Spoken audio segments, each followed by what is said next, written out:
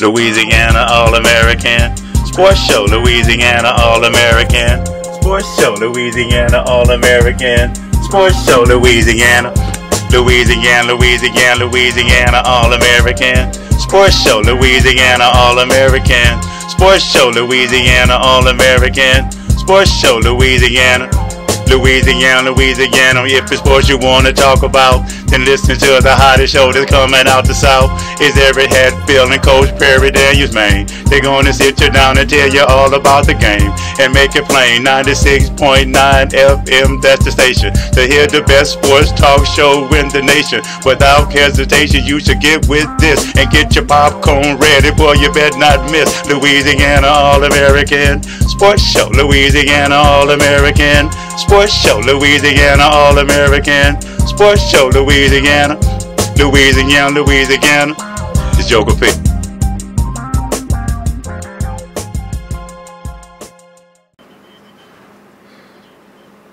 Ask me, I'm just so fresh, so clean. Oh yeah, Louisiana All-American Sports Show. Good morning. Today is a big day in the world of sports. It is Saturday, October the 25th, 2014. I'm Eric Hatfield. And I'm the professor. I hit you one and only Joker P. Or you can call me Piper. Either one. And we are ready to bring you one hot hour of sports here on Louisiana All-American Sports on 96.9 FM WHYR-LP, Baton Rouge Community Radio. There's a lot to talk about today. Obviously, we know on the south side of town, it's the annual throwdown. It's the second Civil War as we have Ole Miss coming to town. Another Civil War on the SWAC side is in Jackson, Mississippi. The Southern Jaguars going to face the Grambling State Tigers in Jackson, Mississippi. The Saints have a primetime game coming up trying to get off of the schneid against the Packers at home in the Superdome. So Saints fans get lubed up because they're going to need you loud and crazy. Yeah. And we had, of course, last night a host of high school action. Now, last night, the Louisiana All-AmericanSports.com Game of the Week was a big one. It was a District 5-5A slugfest down in the bottom. The Catholic High Bears came down to visit the McKinley Panthers. You know, if you read the newspaper, you know what the score was. It was 27-6. The score was a little misleading. That game was pretty close for about 3 quarters, and then Catholic finally put their foot on the gas and ran away with it in the 4th quarter. McKinley simply could get nothing going in the passing game. Held tight on defense, forced a couple of turnovers, but, you know, penalties certainly hurt them, and Catholic had a very diverse set of weapons. They could run the ball, they could pass the ball, their special teams was good. Their defense wasn't great. They didn't blow McKinley off the ball, but they did enough to bottle up McKinley, and when the ball was in the red zone, they held it together. And McKinley, you know, they're kind of a two-trick pony. Running game, defense. Running game, defense. Special teams leaves a lot to be desired. We saw that last night. And I'm not talking about the guy kicking the ball. I'm talking about everybody around him to help him kick the ball. But, Eric, I had to say, man, that guy that plays for Catholic High, that kicker, this guy is amazing. Jack Gonsolin. This young man, he's a senior. I don't know who's recruiting him, but I know somebody's recruiting him. This boy had a leg. All of his kickoffs went out of the back of the end zone, but then at one point, it was 4th and long. Understand in Louisiana high school football that if you kick the ball, unlike the pros where a missed field goal, the ball comes back to the spot of the kick, or in college where I believe it comes to the spot of the snap still, I believe. In high school, it's the same effect as a punt. If it falls in the field of play, it's a live ball. If it goes out of the back of the end zone, it's a touchback. Last season, McKinley had some real challenges. I think Anthony Raby, their punter, was hurt.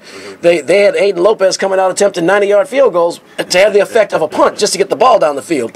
Gotro came out at one point and attempted a 56-yard field goal, and everybody was hanging. I think because that was in the 4th quarter, so people knew he had a leg, and that ball, if that was from 51, maybe even 52, 53, it's good.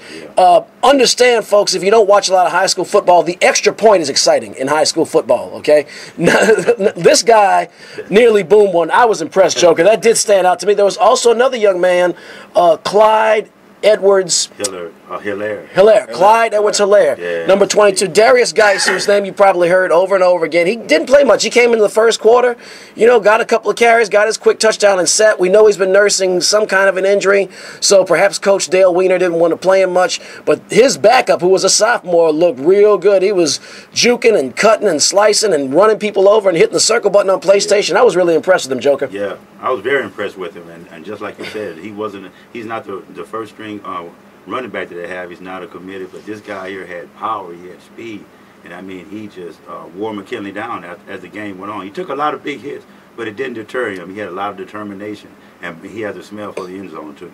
That man took a licking and kept on ticking. So that will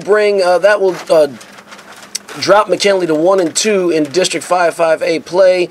Catholic is now 3-0 in District 5-5A, and they are really sitting in the driver's seat in that district. As we have, Santa Maria suffered a loss.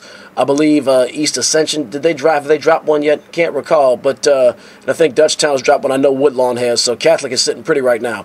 So Professor Terrell Johnson has the rest of the high school action. Professor? Indeed. Let me chime in. First, I want to mention also, just to piggyback off what Eric said about the young man that was the kicker. I was at the game. I was in attendance, and that was a phenomenal attempt of 50-some-odd yards. I mean, I was standing on the sideline, and the field goal was a smidgen short. That was kudos to that guy. And McKinley defense did do an excellent job with containing the offense, but Catholic High just kept running, gave them a heavy dose of the substitute running back, Clyde and a Edwards, quick slant over. Right. They ran this little quick slant, over the middle, over and over. I was just highly perturbed about that. At any rate, let's run over some scores real quickly. Baker defeated Glen Oaks 27-20. Okay, we know Catholic High defeated McKinley 27-6, and Broadmoor defeated Central 34-22. I don't know what's going on in Central this year. This does kind of take a little of the sting out of the McKinley win. Eric? Yeah, Central, and last year we actually covered the McKinley Central game, and Central didn't quite look like its usual self, but this year it seems like they've fallen off the earth, and this is a team just a couple of years ago that was a threat, for district, and even had some rumors of going to New Orleans. I don't know what's happened on that side of town, but I'll tell you this much, they like their football and they like their Central Wildcats. Something's going to change. Right, indeed. East Ascension defeated Dutchtown 36-30 in a district rivalry. East Feliciana broke out the paddle and defeated Capital 36-0. That's another program. That's another program that's gone south. Then that's another loyal alumni base that's going to demand, and the community that's going to demand some changes. Exactly. Right. Clackman continued their winning ways, 28-14 over Lutcher. Scotlandville defeated Live Oak 14-6 in a battle. Southern Lab, which was their homecoming on yesterday, they defeated Christian Life 35-0. In another district competition, Santa Maria 28-24 over Woodlawn. U-High defeated Denham Springs 56-21 in a high-scoring fiasco, and ultimately, in two more closing games, White Castle defeated Ascension Catholic 68-6, and Zachary brought out the big gun, the Tommy gun, 70-20 over Walker.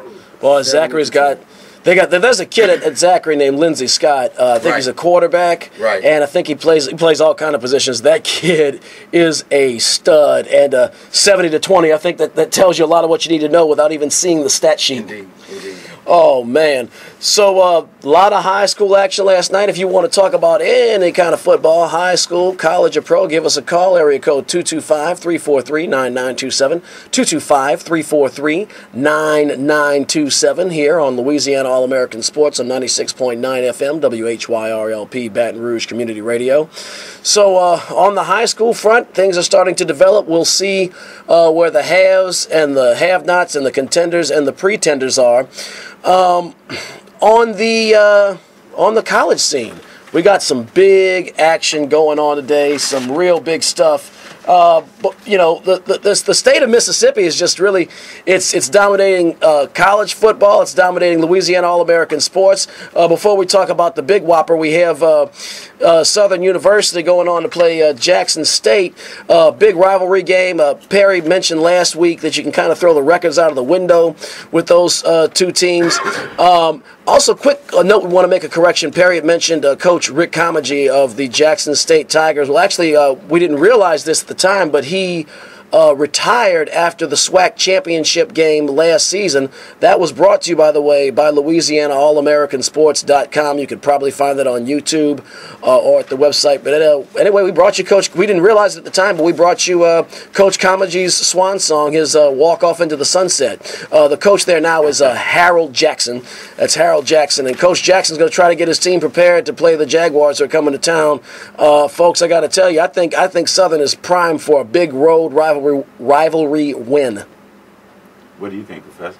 Well, hey, I'm biased overall. I mean, I'm a Grambling fan. Let me just put it out there. I'm not holding back. I'm not being.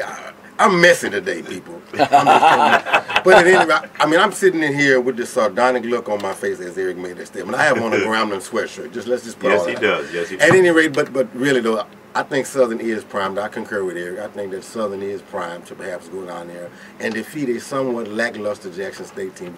Jackson State is not his typical self this year. However, I think Southern will go down there and pull off the victory. They need it because Grambling is running away with the SWAC. I said it. I'll tell you what, Grambling is resurgent. There's no getting around that. Resurgent. They have come alive. They have had a rebirth, if you will, the Grambling State University Tigers, and we're definitely going to touch on them in just a moment. Last week, Southern was idle. They did not play. The week before that, they came off a big road win against Alabama A&M after trailing by 17 points in the second half, and they marched back into that game for the win. If we look at Jackson State, I mean, this is a very un-Jackson State-like team. They've really gotten kicked around a lot. This is a team that's 1-3. It's one thing, you know, if you lose to the FBS schools, you know, that pay you to come because you know they have stronger recruits, but they're 1-3 in conference play. It's really it's almost inexplicable. Their only wins were over FAMU, which is a MEAC school, and then Lynchburg. I don't even think they're Division I. The rest, and they did beat Pine Bluff in overtime, so they nipped Pine Bluff, got the conference win. But, you know, Prairie View had their way with them. Grambling beat them. Tennessee State slapped them around. Mississippi Valley State beat Jackson State in Jackson. So, you know, with Southern coming to town, that's going to be a tough battle. The Jaguars are hot. I think they found their rhythm. They're finding their rhythm both in the passing and the running game. And Coach Dawson Odoms is all about preparation and discipline. And that's something that appears to be lacking with these Jackson State Tigers right now. Just in some of the ways that they lost some of these games, penalties, turnovers, botched snaps, communication. I mean, the whole recipe of things that can go wrong. Southern, on the other hand, is finding ways to win. They're finding ways for things to go right. Yeah, and it was a big win for them on the road 2 weeks ago. And I think, like you said, they have the kind of the momentum now. That win they got, and that comeback win, I think, probably could have saved their season. It could have, because, I mean, they're looking now, they're 3-1 in SWAC as opposed to 2-2. That's a big difference. Now, you go to Jackson State, you handle your business. I'm just going to get my pick out there. I think Southern goes and they win this game today at Jackson State on the road. Take care of business. You are sitting 4-1 and very comfortably in the SWAC Western Division. Thank you. The SWAC West. Right now, though, the team right now, you know, that is leading the SWAC is Grambling State University. Joker, real quick, I get your pick on today's game, Southern and Jackson State. I got Southern in that game, 34-10. And Professor? Yeah, I'm going to concur with you guys also. I think that Southern's going to win going away. Jackson State is very mediocre this year at best. I think their team is very young. They lost a lot of seniors last year. So they sure did. I'm going to just take a stab and say Southern maybe 28-7. That sounds about right. Yeah, I think Southern will definitely. I don't know what the line is, but I expect them to cover. I mean, Perry said, you know, you throw the records out of the window, but you got to play the game on the field, and I just think Jackson State's got. They have a host of problems to work out against a team that's really got things going their way. But, hey, that's why they play the games. Grambling State has been playing their games. Grambling State, the Grambling State Tigers are 5-3 overall, undefeated in SWAC conference play. Jackson State, bow. Prairie View A&M, mowing them down. Alabama A&M on the road, chopped them down. Alcorn State and Arkansas Pine Bluff, they blew the smithereens in Grambling, Louisiana. This is a team that couldn't it was a celebration. They scored a touchdown last couple of years. Right, exactly. And now they're playing some ball. Their only losses, I mean, they lost to Lamar. They lost at the University of Houston, an FBS school, and they were narrowly defeated by Bethune-Cookman. But Professor, these are your babies. So talk about them. It's your babies. This is our year. This is a return to the lofty peaks that we are familiar with. We are the children of Eddie Robinson, and we are making a resurgent turn. As Eric said, the resurrection has occurred today. Grambling scored 63 points. I was in the attendance at the homecoming last weekend, and what goes on in Grambling stays in Grambling. 63 points against Arkansas Pine Bluff team. Grambling offense looked phenomenal. A whole slew of weapons. I love the little quarterback. I'm forgetting the little guy's name right now, but he has a rifle arm. And Grambling is just cocked and ready, and I am so anticipated and hyped about this year's upcoming Bayou Classic. Hey, but you know what? I think I got to give kudos. Not only to, this is a little past the athletics, but to give kudos to the Grambling program that they have there, because you guys really didn't have a weight room last year, and the turmoil that you guys have went through, and to be able to turn that around. And to, to come together and be able to kind of overcome that. Because, y'all was in the news, but, actually not going to a game, in protest. So, of course, that was a big change. And for they able to bounce back and doing as good as they're doing this year and getting the recruits and coming together, big kudos, man. It is a prime example of how if you make a statement, if you stand up and make a statement, you can affect change. I mean, these were just a bunch of kids, a bunch of college kids without a pot to go in or a window to throw it through, and they made a statement, and change happened. It happened quickly. I mean, just in one season, they went from being completely hapless on the field to right now unbeaten in conference play. They got to go to Houston. They have Texas Southern a week from today. That's going to be a real test. I think that's going to be a litmus test from them. We'll talk about them next week. We got that covered. I want to make one Joker, that's an excellent observation that you made. Grambling, some things that I just observed when I was there. The infrastructure of Grambling is phenomenal. There appears to be no misappropriation of funds whatsoever. The school looks immaculate. It was clean. Great. I mean, every new buildings everywhere with all the bells and whistles, lights, cameras, actions. It was phenomenal. I am totally impressed. That's an improvement over just maybe 10 years ago, because I heard stories. Right. I heard that weren't very flattering. Right. That's I'm happy. I really am happy to hear that. I mean, those kids deserve good facilities. Right. So now we've gotten Jaguars and Tigers and more Tigers. Well, we have some more felines, some more Tigers. Yeah. The LSU Tigers. Oh boy, guess who's coming to town? Mississippi. Got a little theme music going here. We want to make our visitors from Mississippi and the Magnolia State feel welcome. I do declare we have the Ole Miss Rebels coming to town. It is a resurgency down in Dixieland. The South has risen again. Boy, oh boy, have they. I'm just going to let that ride out a little bit. The South has risen again. The state of Mississippi right now has got to be flying high. You got not one, but two, not just teams that are ranked, ranked in the top 5.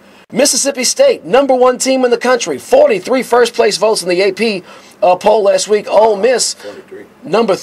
out of a total of 61, I believe. Then you have Ole Miss. They're #3 in the country. They actually got 3 first-place votes, and they're coming to Tiger Country. It's going to be like you can just see the ghosts of Billy Cannon and the 89-yard punt return and everything else of the Halloween game and Dwayne Bowe and Eli Manning. It's going to be a war today, and I'll tell you what, those folks from Oxford are insufferable. So I'm looking forward to it. Not going to pack my 9 because it's on a college campus, but I'm definitely going to have my head on a swivel today because those folks are crazy, and it's going to be real because there's something at stake. LSU fans have a long-standing bitter rivalry with Ole Miss, and now they're coming here. Ole Miss is high on its horse. They think they're the big boys, and right now they're proving it on the football field. They're 7-0 right now, so they're not just thinking it, they're doing it. It's a night game at Tiger Stadium. I believe that's going to be on, it's going to be on ESPN1. I think it's going to be on ESPN. I'll check that for you guys in a second. But Tiger fans are going to have a chance to get all liquored up today and Give it's 6:15 on ESPN. 6:15 on ESPN. But they're gonna have a chance to get all lubed up and ready to roll. Oh yeah. I think that this is going to be, first of all, this, as Eric said when he mentioned Billy Cannon, I was just sitting here thinking about that. I don't think Ole Miss has been at these lofty heights since the days of Archie Manning. I'm just going to take a stab in the dark. I'm not No, sure, I would agree. But Archie Manning was the Heisman hopeful. Didn't he win the Heisman? He did win the Heisman Trophy in 1970. And so I don't think Ole Miss has been in this arena in quite some time. However, LSU does have the revenge factor going today, trying to avenge a loss last year where LSU came in as a 10-point favorite and Ole Miss upended them in Oxford. So this is going to be a very interesting game. As Eric said, Bo is a excellent quarterback. Bo Wallace, boy, when he's on, he's on. Bo has the bow and arrow, you know. Bo is an excellent quarterback. Ole Miss's defense is stifling. I just can't wait to see the game. It's going to be which LSU team is going to show up today, Piper. Right. And that's the question. Quick correction. I'm going to let you go ahead. But Archie Manning actually finished third in Heisman voting in 1970. So I'm going to find out who that winner was. Just want to make sure we got our facts right on Louisiana All-American Sports. Indeed. Go ahead, Joker. Indeed. Yeah, the state of Mississippi. You know, I think that. I love that line. Yeah, indeed. Yeah, but man, this is going to be man. It's kind of hard for me. I'm kind of torn in this game. You know, my head kind of tells me what the defense that Ole Miss has and that defensive line, man. And, you know, I got to respect them. And then they got Bo Wallace, the experience that he has, and I think that's what kind of carries him over. He's not to me, he's not, you know, the prototypical shotgun arm and real has a lot of mobility. It's just that he has that experience and he's a real good game manager. And LSU is a young team, and so I kind of give the edge to Ole Miss on that side. But on the other hand, sort of like riding back with what you said, we have the revenge factor.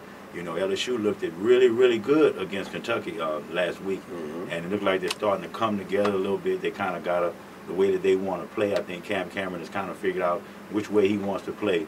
And you better believe one thing: they will run that ball, and that offensive line. If you can run the ball, it doesn't matter what team you play, you have a chance at winning. So, you know, LSU, I think, has a good chance. They're the underdog by 4 points, but hey, you know, Tiger Stadium, you know what I mean? Night game. Hey. Ole Miss has got some run stoppers, though. That's gonna be a very hard fought game in the trenches. Real quick, I can't believe I couldn't remember this. The 1970 Heisman Trophy winner was Jim Plunkett, he was drafted by the New England Patriots, wound up winning 2 Super Bowls with the Oakland and then Los Angeles Raiders, Super Bowls 15 and 18 respectively. In my opinion, he should be in the Hall of Fame. He's not yet, but yep, Jim Plunkett, Stanford University. So he wasn't I'm thinking about Stanford. So a little trivia history there. But look, going back to LSU though, they're going to have their hands full. I mean, Bo Wallace is a senior. Bo Wallace owned LSU even when he was inconsistent, when you didn't know which Bo Wallace was going to show up. You know, we used to joke about good Bo Wallace and bad Bo Wallace the last couple of years. He's been pretty much good Bo Wallace all year long this season as Ole Miss has been on that magical run. You know, Ole Miss has a couple of guys that can tote the rock, too, at the same time. Jalen Walton, averaging 6 yards a carry. They have some, you know, receivers. That Treadwell fella, Laquan Treadwell, that dude just, when he starts turning up those jets, man, he is something to be reckoned with. So LSU is going to have its hands full. LSU has got to avoid getting into a shootout with Ole Miss because Ole Miss can pass and run.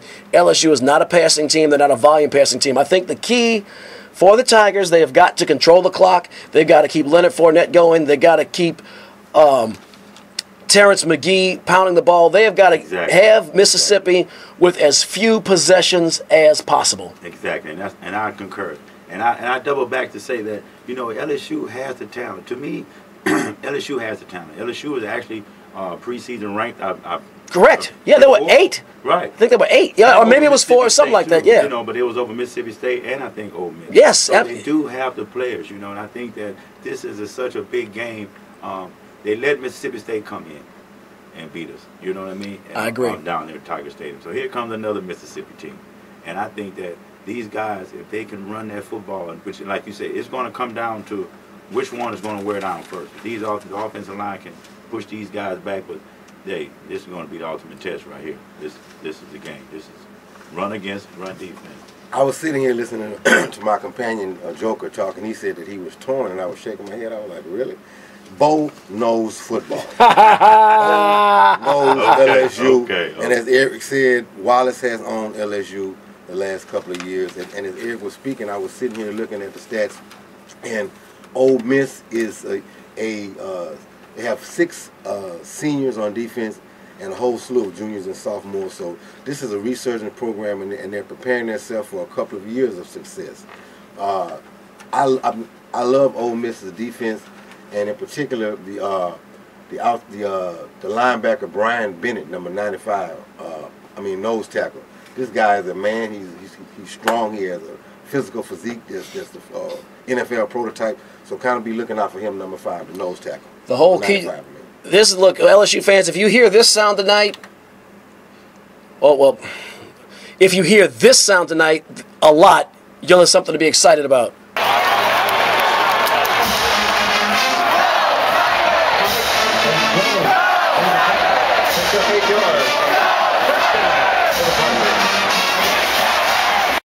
You're going to have LSU. LSU's got to control the line of scrimmage. That's what it boils down to. The nose tackle. Exactly. No, exactly. Just to your point, they cannot get pushed around by that big, strong front 7 that Ole Miss has. LSU's got horses of its own. It's not like they have punks on the offensive line. I think Perry said something last week about keep running off of Lyle Collins, and I think you definitely keep it away from the interior of Ole Miss's line where that strength lies. Right. I do think the Rebels are going to win this game. I do expect it to be very a dramatic game. I think it's going to be very close. The spread in this game is 4 points. I don't think Ole Miss covers it. I think it's going to be 4 points or less. Really? Yeah, I think it's going to be a tight game. Wow. But I do think Ole Miss is going to win. You want to get my pick? We already kind of know your pick. Oh, yeah, I'm going to go with my pick. He made a very, very good case. And that's why I said I was torn, because, in my head, it kind of agrees with Professor with all the things that he mentioned about the defense and everything like that. But I started to kind of weigh my options. I saw Ole Miss get rattled a little bit in the Alabama game, even though that Alabama still lost that game. But I seen Ole Miss was kind of rattled a little bit. I saw a little bit of immaturity. So I'm going to see if they're going to kind of learn from that. And I think that right now they're primed for an upset. And so I'm going to go with my upset pick. I'm going with the LSU Tigers in Death Valley tonight to beat the number 3 team, Ole Miss Rebels. And the score is going to be 24-21. Wow, he's going out on a limb. I'm going out on a limb. I'm going with you, Tiger. Okay, folks, get your money together, put your coins together, and go to your local bookie. Because I'm going to give it to you right now. Billy Cannon is not there. Okay? Burt Jones isn't there. Alan Risher isn't there. Tommy Hodson isn't there. Wickersham isn't there. Any of those people aren't there. This is what's going to occur tonight. LSU implodes internally. The defense, which quarterback is going to show up tonight for LSU?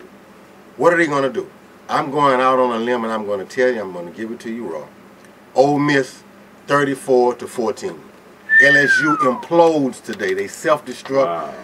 Ole Miss manhandles LSU for homecoming weekend and puts them in their place. Oh, well, you got it right there. Well, we got projections of LSU apocalypse. Well, we're going to see how that works out. Jamarcus Russell is not coming through that door. Matt Flynn is not coming through the building. Kevin Falk is not suiting up.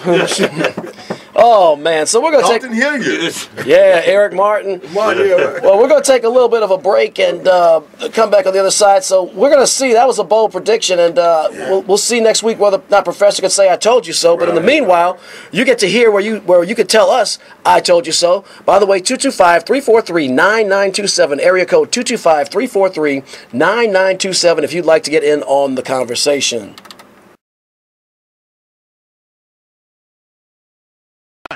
I told you. What did I tell you? Didn't I tell you? 'Cause I told you. And when did I tell you? A long time ago. And what did I say will happen when I told you? Exactly what just happened. I don't know whether to buy or sell Notre Dame's defense, but I'm buying all of Jameis Winston when he's on the field. Who you got? You doggone it, I was trying to wiggle away. I'm taking Florida. I'm going to take Florida State. No. We'll go with the Seminoles because it's in Tallahassee, and I don't think Notre Dame is quite ready for the playoffs. This is that might be a little harsh, but they're averaging less than 200 yards a game on the ground in a conference where you have to be able to run the football. I think for that reason, LSU will have the ability to outlast the Kentucky Wildcats, but I don't. Yeah! Don't even put him in that situation. Run, run, run. Keep that Kentucky offense off the field so that they don't exploit your horrible secondary, LSU. So that they don't exploit your horrible secondary and you win this game easy. Noel Jackson with music satisfaction. But I'll believe the Saints have shaken off the road bug when I see them beat anybody on the road, and they haven't done that yet. So I'm going to go with the Lions to win this game. Wow. I start to agree with you. You know, when you first started talking, I thought, He talked himself out of convincing you. Detroit is the away game. But I think for the I Told You So segment, I'm going to go with the Saints. Hey, Really? hope you're right, man. You are a brave man.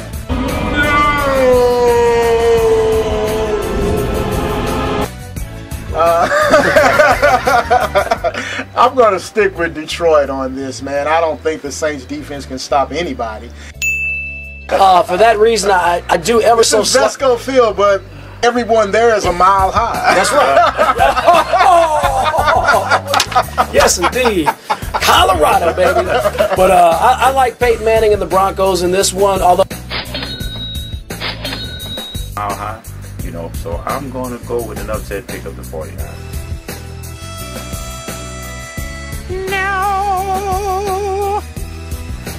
I'm going to join you on that upset, Joker. And it's going against all the numbers. Right. But my gut tells me that the 49ers are going to surprise Denver this weekend.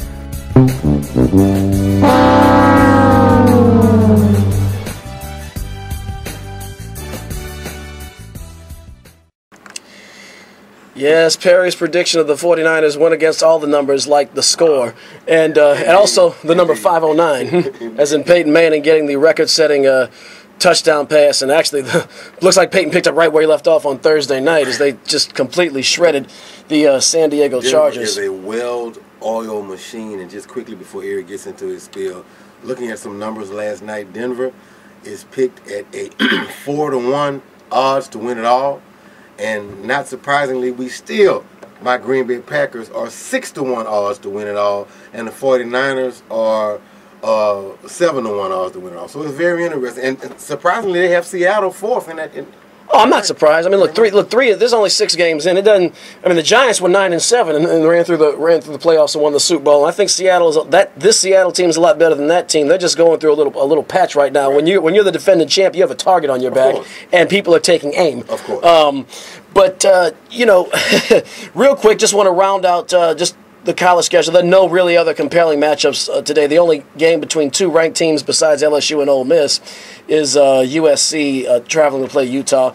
In the Southeastern Conference today, just to get you guys caught up on who is playing this afternoon, we have Arkansas, which actually has gotten underway against UAB. They're already up 14-0. The number 1 team in the country, Mississippi State, goes down to the land of the Bluegrass, or goes up to the land of the Bluegrass to play the Kentucky Wildcats. That should be a swift beating. Vanderbilt travels to Missouri. South Carolina goes to face number 5 Auburn and number 4 Alabama in their big rivalry game against Tennessee. That's another game where you can sometimes throw the records out of the window, and Tennessee seems to be kind of creeping back up there a little bit. So we'll see what we'll see what they're made of. And Lane Kiffin, former Tennessee head coach, he might have rotten tomatoes and stuff thrown at him, so we'll see how that's going to go. But we're going to go from the boys to the men in the National Football League. And the professor kind of led in with one of the biggest games of the week, is we're going to have a Sunday night football game right here in Louisiana as Professor Terrell Johnson's Green Bay Packers go to the Mercedes-Benz Superdome to face the New Orleans Saints on Sunday night football. Uh-oh. So let's go, Cheeseheads. Got to get that theme music queued up. So look, it's going to be, interestingly enough, the Saints are 2-4.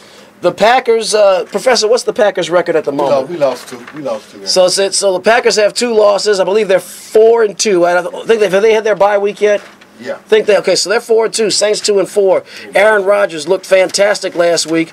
You might think that the Saints have a problem on their hands. Well, the Saints, just looking at Professor Johnson's little bookie card here, the Saints are, as I recall, they were favored by 2 points on Monday. They're still favored by 1 point today, and there is an over-under of 56 on that game. I do think I'm going to take the over. I think it could be potentially a shootout, and the shootout plays into the Saints' hands. So how the Saints, as abysmally as they're playing, how in the world are they favored by any points at all? Well, they're in the Superdome. The Saints have not lost a game in the Superdome under Sean Payton since 2010. Let that marinate. That was almost 4 years ago. Right. 2010, it was a season finale against the Buccaneers. It was a mail-in game. So, the Saints are pretty hard to beat. It's a night game. The Saints are 11-0. Have won 11 consecutive games in prime time at the Superdome. And after that loss last week at Detroit, Peyton was foaming at the mouth. They're not going to leave any stone unturned. I don't think Drew Brees is going to leave any I's undotted or T's uncrossed. And I actually have call it a gut feeling. I actually think the Saints are going to win. Wow. I think they're going to win, too. Okay. The same way, I guess we're going to differ again because I know that Professor, he talks about that bad man, and I got to give it to him. He kind of started off a little bit rocky, but Aaron Rodgers has really kicked it in gear. He's in MVP form. But what gives me the pause on them being able to come into the Dome and win is because, like you said, number one, I think they're going to really, Saints are desperate. Number one, they play, they play good at home, and I think that Green Bay's defense is just as bad as the Saints. They have some holes. There are some holes in that secondary. A shootout, and I think in the shootout, Drew Brees is going to be. I think we have a couple more weapons. I think we have a better running backs out the backfield. I think we can catch the ball better out the backfield than running back and everything. And Drew Brees. Bless you. And Drew Brees, I think. In bounce back games, he always does good. So, my gut feeling is I'm going with you, Eric. New Orleans Saints. Packers have the 31st, next to last ranked run defense in the league, but of course the Saints are without Pierre Thomas, so we'll see how that balances out. And while the Packers are 5th in the NFL against the pass, we've seen them get exposed a couple of times. Professor? We have gotten exposed. We are suspect in our secondary. Hicks, Dixon Hicks. We're kind of young, but we're turning the corner. As Eric stated earlier, we are 5-2. The Saints are 2-4. And the Saints haven't stopped anybody all year, period. So with that being said, I'm thinking Aaron Rodgers is going to have a passing, all-you-can-eat salad bar in this game. It's going to be a shish kebab of quick slants and deep posts. So look for a high-scoring affair, as Eric said. No, seriously, the game, I'm predicting that the game will go over. It's going to be a high-scoring affair. Of course, Drew Brees is going to get his. I was looking in the paper, and Ingram said that he's ready to shoulder the load. That he wants they want a heavy dose of Ingram. Ingram says he wants the ball. He's shown flashes of having that capability at times, and this is the perfect test against at home in a game you really have to win against a team that has had no success stopping the run. I mean, they had Seattle ran all over them, Detroit ran all over them. I mean, there are definitely opportunities there for the Saints. That's right. And for Mark Ingram. I mean, this really is right in his wheelhouse. And that's the way that you beat a team like that. The most of the time you can have ball control and you can put a good running back in. The Peyton Mannings and the Denvers and the high-powered offense, the way they get beat is by another team having a good running game, being able to take time off the clock, control the time of possession, and keep that other great quarterback off the field or give him as limited opportunities to score points. And that's the way to the formula that you can beat him. So we can get Ingram, which we know how they are on the pass defense, then that'll give us a better shot. And I think that's the advantage. That's the tipping scale to me. Because both of them are going to score points. Both of them are accurate. Both of them are going to have their way with each other. But I think the tipping point to the Saints is the desperate need that the Saints have and also the running game. Let me give you a quick rundown of some of the injuries that are noted that are piling up. Of course, we know that Jimmy Graham still has his shoulder injury. Also, cornerback Keenan Lewis has a knee and a shoulder injury for the Saints. Linebacker Kyle Knox ruled out not to play in this Sunday's game also, and Senator Jonathan Goodwin. The Saints are calling for a blackout in this Sunday's game. I didn't know that. Hopefully in the Mercedes-Benz Superdome, they said that the Saints have won 16 of their 17 past primetime game, that this success is they're trying to piggyback off this success, and this is possibly why Oddmaker have the Saints as a 1-point favorite over my Green Bay Packers. They're a tough out in the Mercedes-Benz Superdome. We'll see how that's gonna work out. You know, well, that secondary is just so. Ugh. Well, other NFL action. First in the NFC South, the Detroit Lions are going over to jolly old England to face the Atlanta Falcons. Wembley Stadium, Sunday morning football with crumpets and tea. Detroit, I know going into last week, I believe they had the #1 defense in the NFL. And the fact the Saints scored 24 points against them was a small victory in and of itself. They really should have put that game away. I don't even want to revisit that. But they're going to face the Falcons. The Falcons have had all kinds of trouble getting it together. The left hand doesn't know what the right hand's doing. I definitely like the Detroit Lions in that game. Of course. I like Detroit also in that game. I would hope that they would lose. Being in my division with my Packers, we need a loss. We're neck and neck with them both tied at 5-2. But I hope we can get a loss out of that. Other NFC South action, the defending Super Bowl champion Seattle Seahawks go down south to face the Carolina Panthers, who are a game and a half ahead of the Saints in the NFC South. This is a huge game. Seattle's 3-3 right now. Carolina's 3-1. Neither team can afford to lose ground, and while it's hard to get wins on the road, I do think Carolina's defense, especially when you don't have Greg Hardy and you don't have, Captain Munderland, of course, left via free agency. You have just, I don't know, something's just not, they never have all of their gears in sync at the same time, it seems like. Now, they are at home, and it's always going to be a tough out, but I do think that the champions play like champions to get on Sunday and edge out the Carolina Panthers. I concur with that, too. I think that Seattle right now, the Seahawks, is in a place where they absolutely have to have this game, I mean, this could be, 3 in a row. They lost 2 games in a row. Right. That they was favored to win. It sure did. It could take away. But like you said, by them being the Super Bowl champion, every team is gunning at them. But I like Carolina. I mean, I'm at odds with this game too, because I just like the way that they play. I just like the way Cam Newton has been playing this year so far. Okay, I'm going to need my companion Joker to get off the fence today. He's torn. Every pick that he's made, he's torn. I'm looking for decisiveness. I'm looking for analytics. I want you to make a pick and stand behind it. Cam Newton, love Cam Newton overall. Joker, no, I'm teasing with him. Cam Newton, love Cam Newton, but just based on the data and the process of analyzing, Seattle won't lose 3 in a row. There's no way that they can lose 3 in a row. Seattle goes there and gets the win. Also in NFC South action, certainly, if you get bored with the Seahawks and Panthers, but maybe Baltimore and Cincinnati doesn't do it for you, you can make sure you get that DirecTV package and tune in to the Minnesota Vikings at the Tampa Bay Buccaneers at the new sombrero. Oh boy, it's NFC South action, so I'd mention it. Who cares? I think the Vikings might be favored on paper here, but I actually think Tampa Bay gets the win in this one. Not because, here's the thing. It's hard to go on the road and win in the NFL, and Teddy Bridgewater has stepped it up a little bit week after week, but, this is one of those gut feelings. Minnesota is actually a 3-point dog in this game. I think part of that, you can attribute that almost entirely to home field. Tampa Bay's had problems stopping anybody, but Minnesota's had problems moving against anybody, and they have no ground attack. But their defense actually has shown moments of flash. We'll see how gut instinct, I think the Buccaneers win this game. Yeah, I think, if maybe they had Adrian Peterson. Yeah. He could give them a whooping, But, wow. I was going to say that having Adrian Peterson out of the lineup was a real switch in the plans for the Minnesota Vikings. We're full of pun. Well, my mom always told me I was full of something growing up sometimes. I'd rather be full of pun.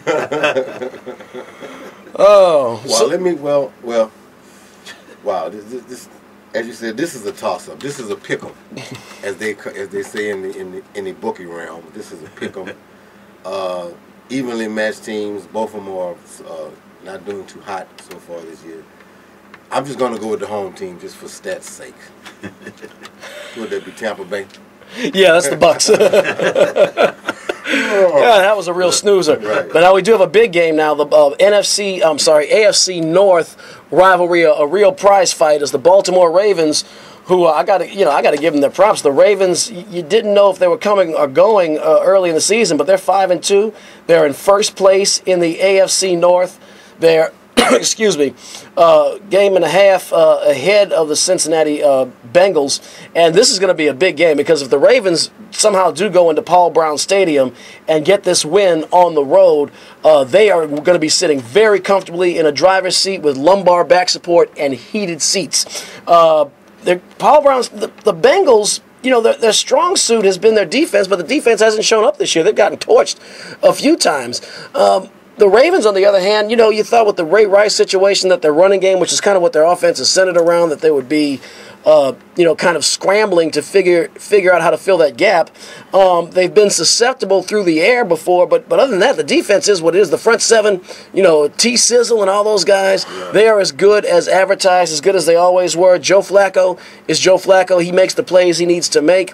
And the Ravens, with some of their other running backs, they prove that there is, in fact, life in the backfield after Ray Rice. With Justin Forsett, who's been kind of a journeyman through his career. He's averaging 6 yards a carry this year. And he's I want to say, who are you and what have you done with Justin Forsett? But, all that being said, with the Ravens going in, the Bengals are a tough team in Paul Brown Stadium, and I think they tighten things up this go-round. I like the Bengals, even though I'm going to guess that I'm going to check out Professor's sheet here. I'm guessing that the Ravens are going to be favored in this football game. No, Baltimore's a 1-point dog. So apparently Vegas and I are in tune, and Vegas does not lose money. I got Cincinnati. Indeed, you're absolutely right. I think we would be remiss if we didn't mention the Dallas Cowboys and Romo. Wow. Yeah, the Washington Redskins and Dallas Cowboys are going to play on Monday Night Football. That is one of the longest-standing rivalries in the league. Cowboys and Indians, although I don't know if that's very politically correct nowadays. Robert Griffin actually, Jay Gruden said there was a possibility he could play, but if he doesn't play, they're going to roll with Colt McCoy. So they've actually had their fill of Kirk Cousins. I think Dallas is going to step all over the Redskins in this game. Wow, I think so too. I think Colt McCoy is coming back home, coming back to. Yeah, you're gonna get some 3-alarm chili and some square dance. I'm not square dancing, some two-stepping and some. That's about all he's gonna enjoy because the game's not gonna be fun for him. And I think Dallas is clicking on all cylinders right now.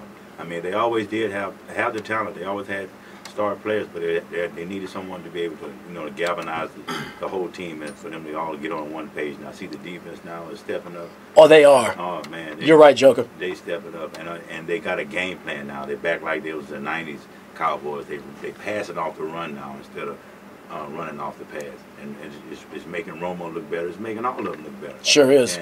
And their running back is pretty much, man.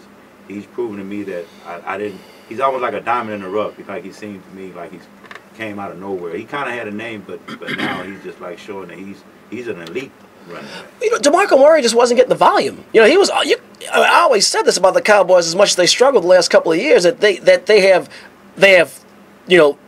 a great wide receiver, but nothing behind Des Bryant. They have a great running back, but nothing behind DeMarco Murray. Well, this year, they're not going behind DeMarco Murray. They're just giving him the ball, right. and he is eating up. I just hope they don't wear that guy down before the end of the year. If you want to make a playoff run, you've got to have those healthy legs because the increase of the volume of running and the yards he's putting up is the reason the Cowboys have been able to win games this season.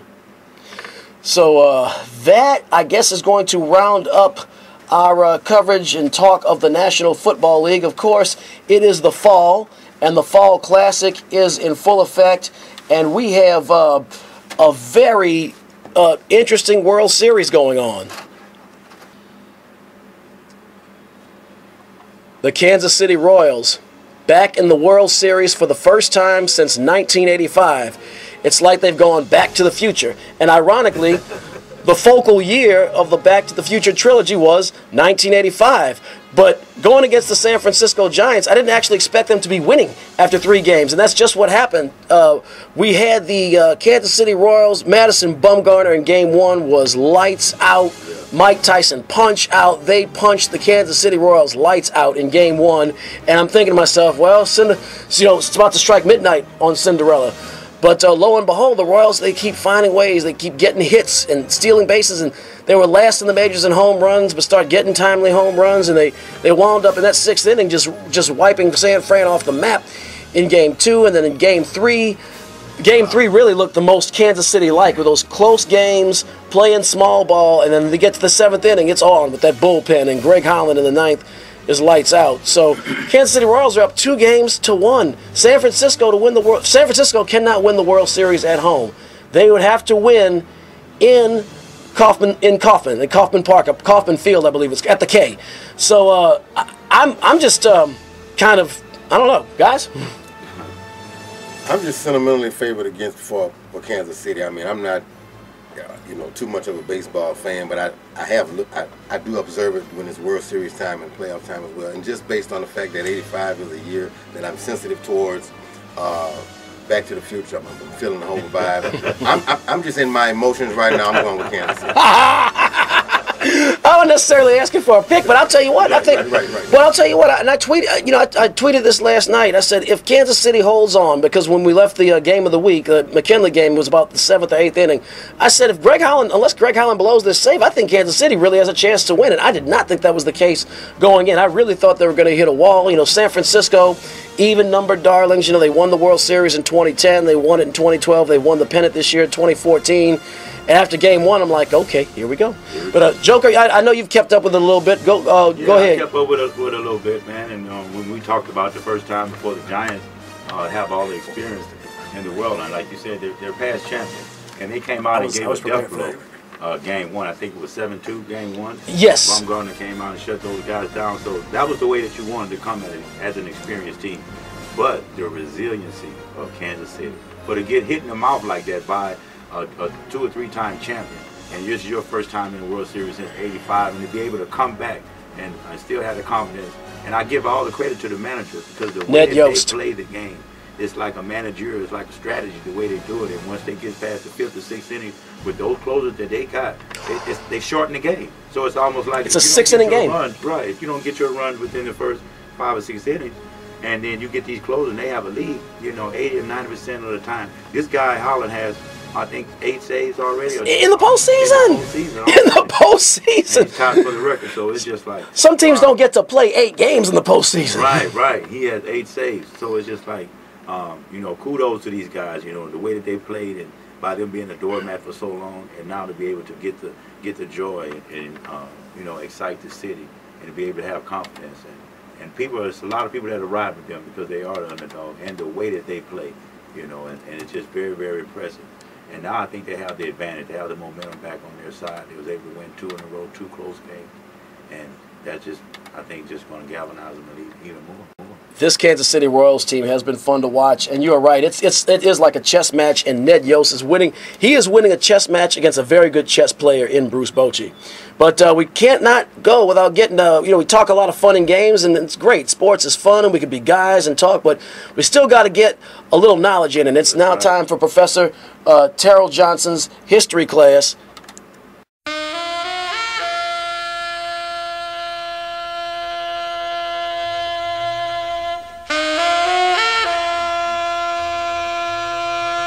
Freedom is a road seldom traveled by the multitude.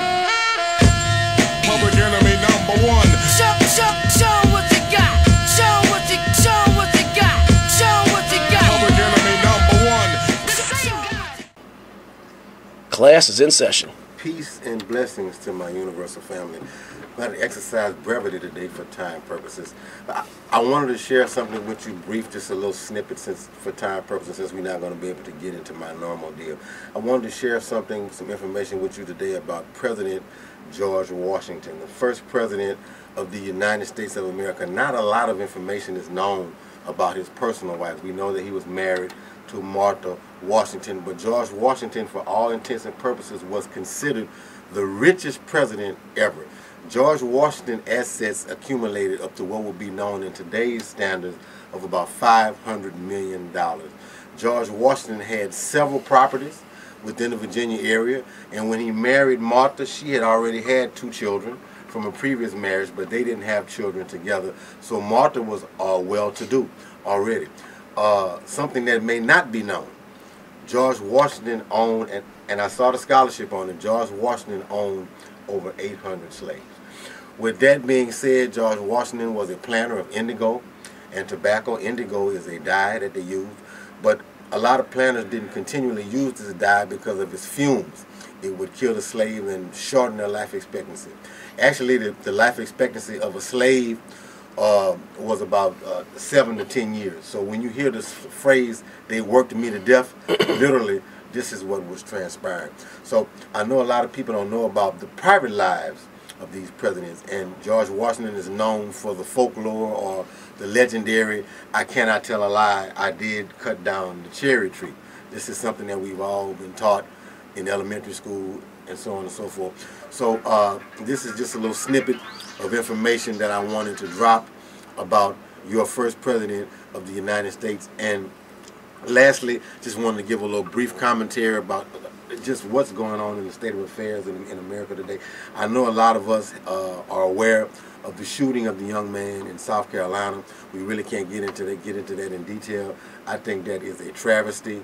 I think that we must be resilient overall, and that racial issues still exist in America, and this is a discussion that we will ultimately have to sit down and talk about. Yeah, we can't be scared to have a conversation about that, or else nothing ever gets solved. Yes, sir. Class dismissed. The same guy that gave wisdom to the practice God. Show 'em what you got. Show 'em what you got. Good stuff, Professor. Real talk. Always getting knowledge. In about 90 seconds, we have Noel Jackson with Music Satisfaction coming up on 96.9 FM WHYR-LP Baton Rouge Community Radio. So we have come to the end of another journey. Any parting shots, fellas, before we call it a week? Shout out to the McKinley Senior High School family. The banquet, the McKinley Senior High School Alumni Annual Banquet, which is going to be held at Boudreaux's. I have tickets that I'm selling. If any McKinley alumni needs to acquire a ticket, I have them. Shout out to the Panther Pops as well, and also to my partner in crime, my cohort in scholarship, Dr. Okoye Amos, who is a scholar. Keep up the good work, brother. Be on the lookout for his upcoming documentary. All right, it's Sugar Pete, and I want to give a shout out to the class of 1988 at McKinley. Class to my mother, Gwen Hawkins. Her class was 1967, and you know, I just want to thank you all for having me again. Shout out to Coach Perry Daniels, Eric Hatfield, and of course the professor, giving us some real talk. Thank you, appreciate it. Well, folks, have a good afternoon. Hail to the king and lords of love. Protect us from the evil. Hail to the King, Lords of Love.